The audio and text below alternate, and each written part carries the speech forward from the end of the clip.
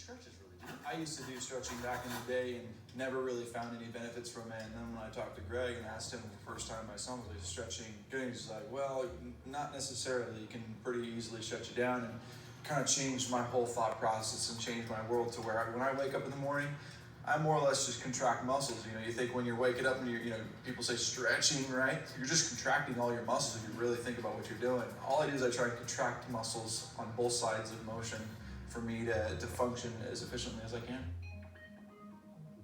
We talked about weakness as being the problem and being able to prepare your body to handle the forces that come with golf, with life. So the first thing we're doing is just identifying where these weaknesses or vulnerabilities are.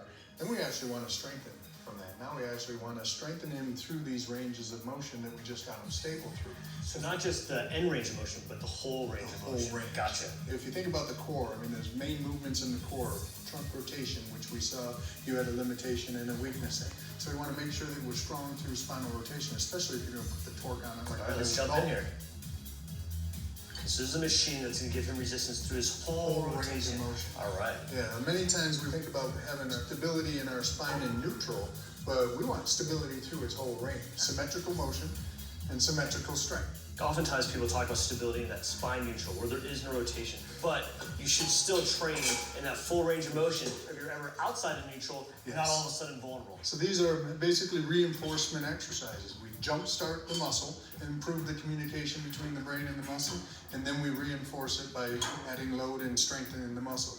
So now we're strengthening him into spinal flexion, where he's actually going into end range of spinal flexion. So it's not like a crunch where you're just doing the short, minimal range of motion. This is saying, I need to teach the muscles to be strong through their full range of motion. We're teaching the muscles to move the bones through the range with a component of strength. And you can see that I'm going into the full end range of motion. Then we go to the opposite, spinal extension. This is Greg's weight, full rack. We're only as strong as our weakest link, so we're identifying all the different movements that the muscles have to move us through. And some are specific to golf, like rotation. Others are specific to life. And we're going to extend our spine, and we want to be strong in the spine. And there's some extension in the spine in the golf swing as well. So this is also a very golf-specific thing. He's presenting himself in a little bit of rotation, so he's doing rotation and extension at the same time, and strengthening the muscles throughout that whole range of motion. When he's rotated to the left, it's actually working the erectors on the right, and when he's rotated to the left, we're actually putting the emphasis on the right side. Gotcha. So you do actually neutral with no rotation, straight extension, rotation to the right, extension, rotation to the left, extension. Yep. One of my favorite machines is this 4-way hip machine. My nemesis. We got the hip flexors and the hip extensors. They kind of close that feedback loop.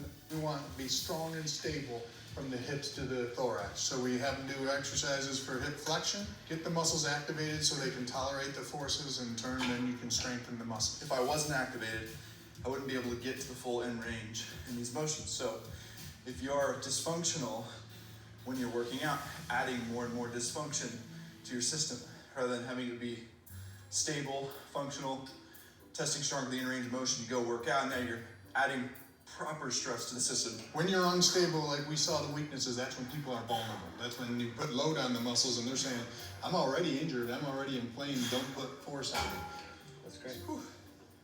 That's pretty good. I'll switch things. No workout. We're going movement by movement, muscle by muscle, and saying, let's improve the strength and stability of all the isolated part so the integrated system can function effectively when we bring it into real life.